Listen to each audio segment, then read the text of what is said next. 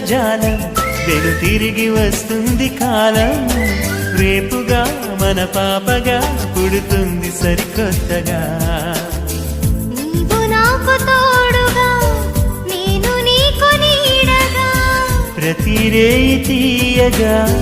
పిలుస్తోంది హాయిగా ఇలా ఉండిపోతే చాలుగా నువ్వంటే నాకిష్టమని అన్నది నా ప్రతి శ్వాస